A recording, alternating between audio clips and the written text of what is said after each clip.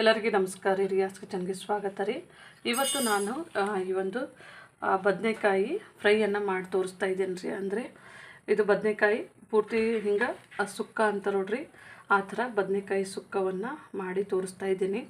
ತುಂಬ ಟೇಸ್ಟ್ ಆಗಿರುತ್ತೆ ರೀ. ಇದು ರೊಟ್ಟಿಗೆ, ಪಲ್ಯಕ್ಕೆ, ಅನ್ನಕ್ಕೆ ತುಂಬ ಬೇಗ ಆಗುವಂಥದ್ದು ರೀ. ತುಂಬ ಟೇಸ್ಟ್ ಆದಂತು. ನಮ್ಮ ಚಾನಲ್ ಯಾರು ಹೊಸದಾಗಿ ಸಬ್ಸ್ಕ್ರೈಬ್ ಮಾಡಿದ್ದೀರಿ, ಪ್ಲೀಸ್ ನಮ್ಮ ಚಾನಲ್ ಸಬ್ಸ್ಕ್ರೈಬ್ ಮಾಡಿ, ಲೈಕ್ ಮಾಡಿ, ಶೇರ್ ಮಾಡಿ. ನಮ್ಮ ವಿಡಿಯೋನ ಯಾರು ನೋಡ್ತಾ ಇದ್ದೀರಿ ನೀವೆಲ್ಲರಿಗೂ ಧನ್ಯವಾದಗಳು. ನಮ್ಮ ಚಾನಲನ್ನು ಮತ್ತೊಮ್ಮೆ ಹೇಳ್ತಾ ಇದ್ದೀನಿ, ಸಬ್ಸ್ಕ್ರೈಬ್ ಮಾಡಿ.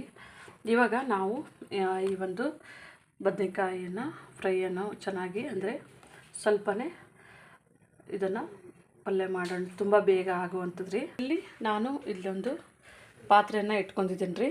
ಇಲ್ಲಿ ಈ ಪಾತ್ರೆಗೆ ಇವಾಗ ನಾನು ಒಂದು 2.5 ಟೇಬಲ್ ಸ್ಪೂನಷ್ಟು ಆಯಿಲ್ ಹಾಕೋತಾ ಇದ್ದೇನೆ. ಈಗ ನಾನಿಲ್ಲಿ ಆಯಿಲನ್ನು ಬಿಸಿ ಮಾಡೋಕ್ಕೆ ಇಟ್ಕೊಂಡಿದ್ದೇನೆ ರೀ. ಇವಾಗ ನೋಡಿರಿ, ಇದಕ್ಕೆ ನಾನು ಆಯಿಲ್ ಬಿಸಿ ಆಗಿದೆ, ಸ್ವಲ್ಪನೇ ಸಾಸಿವೆ ಜೀರಿಗೆ ಹಾಕ್ತಾ ಇದ್ದೀನಿ ರೀ. ಇದಕ್ಕೆ ನೋಡಿರಿ, ನಾನಿವಾಗ ಮೀಡಿಯಮ್ ಸೈಜಿಂದು 2 ಈರುಳ್ಳಿನ ಕಟ್ ಮಾಡಿ ಇಟ್ಕೊಂಡಿದ್ದೀನಿ, ಹಾಕ್ತಾಯಿದ್ದೀನಿ. ಇವಾಗ ಇದನ್ನು ಸ್ವಲ್ಪನೇ ನಾವು ಹಾಫ್ ಫ್ರೈ ಆಗುವಂತೆ ಬಾಡಿಸ್ಕೊಂಡ್ರೆ ಸಾಕ್ರಿ ನಮ್ಮದು ಈರುಳ್ಳಿ. ಇವಾಗ ಇದಕ್ಕೆ ನೋಡಿರಿ, ಒಂದು 5-6 ಎಸಳು ಬೆಳ್ಳುಳ್ಳಿಯನ್ನು ಹಾಕೋತಾ ಇದ್ದೀನಿ, ಫ್ಲೇವರು ಚೆನ್ನಾಗಿರುತ್ತೆ ಅಂಥೇಳಿ. ಇವಾಗ ಇದಕ್ಕೆ ನೋಡಿರಿ, ಕರಿಬೇವು ಸೊಪ್ಪನ್ನು ಸ್ವಲ್ಪ ಹಾಕ್ತಾಯಿದ್ದೀನಿ. ಇದನ್ನು ಹಾಕ್ಕೊಂಡ್ಬಿಟ್ಟು ಸ್ವಲ್ಪ ಬಾಡಿಸ್ಕೊಳ್ಳೋಣ. ನಿಮಗೆ ಇಷ್ಟ ಇದ್ದರೆ ಸ್ವಲ್ಪ ಶುಂಠಿನೂ ಸ್ವಲ್ಪ ಕಟ್ ಮಾಡಿ ಹಾಕ್ಕೋಬೋದು, ಅದನ್ನು ಫ್ಲೇವರು ಚೆನ್ನಾಗಿರುತ್ತೆ. ಇದ್ರ ಜೊತೆಗೆ ನಾವು ಇದನ್ನು ಬಾಡಿಸ್ಕೊಳ್ಳೋಣ ರೀ. ಇವಾಗ ನೋಡ್ಬೋದು ರೀ, ನಮ್ಮದು ಹಾಫ್ ಫ್ರೈ ಆಗಿದೆ. ಈ ಟೈಮ್ನಲ್ಲೇ ನಾನು ಒಂದು 3 ಹಸಿಮೆಣಸಿನ್ಕಾಯನ್ನು ಈ ಥರನೇ ಹೆಚ್ಚಿ ಇಟ್ಕೊಂಡಿದ್ದೀನಿ. ಇದರ ಒಟ್ಟಿಗೆ ಇದನ್ನು ಸ್ವಲ್ಪನೇ ನಾವು ಫ್ರೈ ಮಾಡೋಣ. ಇದು ಫ್ರೈ ಮಾಡೋದಾದಮೇಲೆ ನೋಡಿರಿ, ಇದಕ್ಕೆ ನಾವು ಒಂದು 3 ಮೀಡಿಯಮ್ ಸೈಜಿನ ಟೊಮೆಟೊವನ್ನು, ಹುಳಿ ಟೊಮೆಟೊವನ್ನು ಇಟ್ಕೊಂಡಿದ್ದೀನಿ ರೀ. ಇದನ್ನು ಇದರೊಟ್ಟಿಗೆ ನಾವು ಬಾಡಿಸ್ಕೊಳ್ಳೋಣ. ಇದು ಒಂದು ಸ್ವಲ್ಪ ಹಾಫ್ ಫ್ರೈ ಆಗಿದೆ ರೀ. ಈ ಟೈಮ್ನಲ್ಲೇ ನಾನು ಸ್ವಲ್ಪನೇ ಒಂದು ಸಣ್ಣಕ್ಕೆ ಹೆಚ್ಚಿದ ಆಲೂಗಡ್ಡೆ ಇಟ್ಕೊಂಡಿದ್ದೀನಿ ರೀ. ಇದ್ರ ಜೊತೆಗೆ ಇದು ಒಳ್ಳೆ ಟೇಸ್ಟ್ ಕೊಡುತ್ತೆ. ಇವಾಗ ಇದನ್ನು ಇದರ ಒಟ್ಟಿಗೆ ಚೆನ್ನಾಗಿ ನಾವು ಮಿಕ್ಸ್ ಮಾಡಿ ಸ್ವಲ್ಪನೇ ಇದನ್ನು ಒಂದು ಹಾಫ್ ಫ್ರೈ ಆದರೆ ಸಾಕ್ರಿ. ಇವಾಗ ನಮ್ಮದು ಮಸಾಲ ಪರಿಮಳ ಚೆನ್ನಾಗಿ ಬರುತ್ತದೆ. ಇದು ನಾವು ಫ್ರೈ ಮಾಡ್ತಾ ಇರೋದ್ರಿ. ಇದಕ್ಕೆ ಒಂದು 1/4 ಚಮಚದಷ್ಟು ಅರಿಶಿಣವನ್ನು ಹಾಕ್ಕೊಂಡಿದ್ದೇನೆ. ಸ್ವಲ್ಪನೇ ರುಚಿಗೆ ತಕ್ಕಷ್ಟು ಉಪ್ಪನ್ನು ಸಹ ಸೇರಿಸ್ತಾ ಇದ್ದೀನಿ ರೀ. ಇದನ್ನು ಇವಾಗ ಇದರೊಟ್ಟಿಗೆ ಚೆನ್ನಾಗಿ ನಾವು ಮಿಕ್ಸ್ ಮಾಡ್ಕೊಳ್ಳೋಣ. ಇವಾಗ ನಮ್ಮದಿದು ಫ್ರೈ ಆಗಿದೆ ರೀ. ನಾನಿವಾಗ ಕಟ್ ಮಾಡ್ಕೊಂಡಿರೋಂಥ ಬದನೆಕಾಯಿ ಈ ಥರನೇ ಹಾಕ್ಕೋತಾ ಇದ್ದೀನಿ ರೀ. ಇದಕ್ಕೆ ನೀರೇನು ಹಾಕೋದಿರಲ್ರಿ, ತುಂಬ ಇದು ಡ್ರೈ ಆಗಿನೇ ಮತ್ತೆ ಮಾಡ್ಕೋಬೋದು.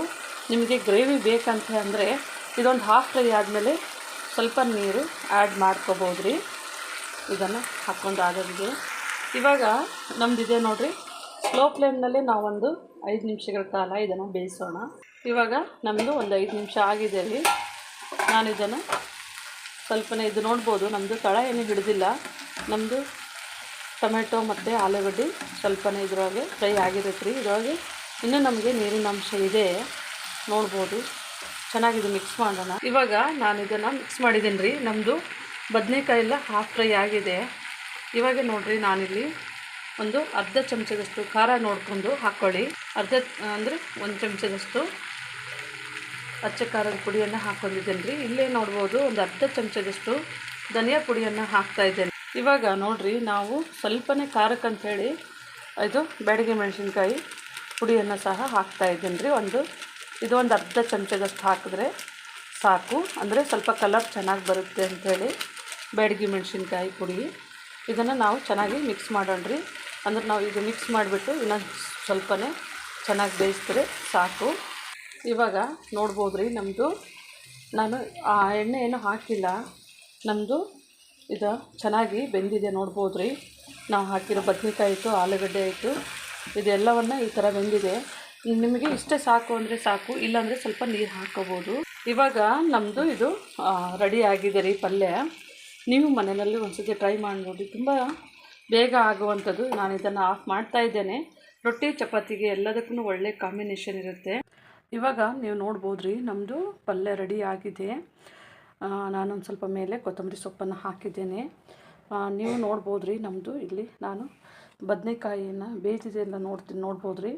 ನಮ್ಮದು ಬದನೆಕಾಯಿನ ಬೆಂದಿದೆ. ಮತ್ತು ಇಲ್ಲಿ ನಾನು 1 ಪೀಸಷ್ಟು ಆಲೂಗಡ್ಡೆ ತೊಗೊಂಡು ನೋಡ್ತಾ ಇದ್ದೀನಿ ರೀ.